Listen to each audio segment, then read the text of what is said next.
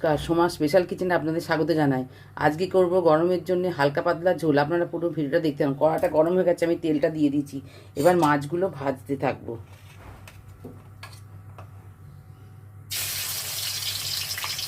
সব মাছগুলো আমি ভেজে নেবো এরকম করে।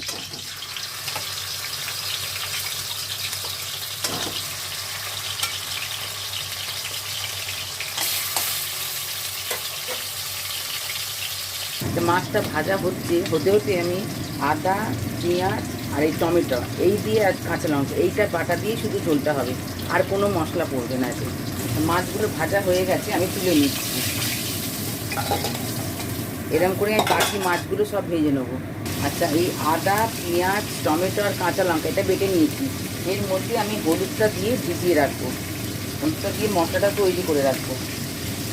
ব্যাস, আর কিছু এতে পড়বে না।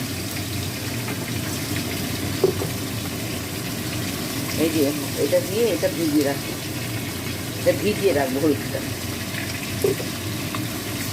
আচ্ছা, এই তেলেতেই আমি জিরেটা ফোড়ন দিয়ে দিলাম। দিয়ে এই যে এই আনাজগুলো দিয়ে আমি করব। আলু এরকম করে বড় করে কেটে রেখেছি, এই ঝিঙে আর এই পটল, এই বড় বড় করে লম্বা লম্বা করে ঝিঙে কাটা আছে, পটল, এইগুলো দিয়ে আমি করব। ফোড়নটা হয়ে গেছে, এবার আমি আলুটা ভাজতে দেবো। আলুর সঙ্গে আমি পটলগুলো দিয়ে দিলাম, দিয়ে সব ভাজবো। পটলগুলো ভাজা হয়ে এসছে, আলু আর পটল। এবার ঝিঙেটা দিয়ে দিলাম, ঝিঙেটা দিয়ে আমি একটুখানি ভেজে নেবো। এগুলো ভাজা হয়ে গেছে, আমি এবার এই মশলাটা দিয়ে দিলাম। আদা, পেঁয়াজ আর কাঁচা লঙ্কা, টমেটো আর হলুদ।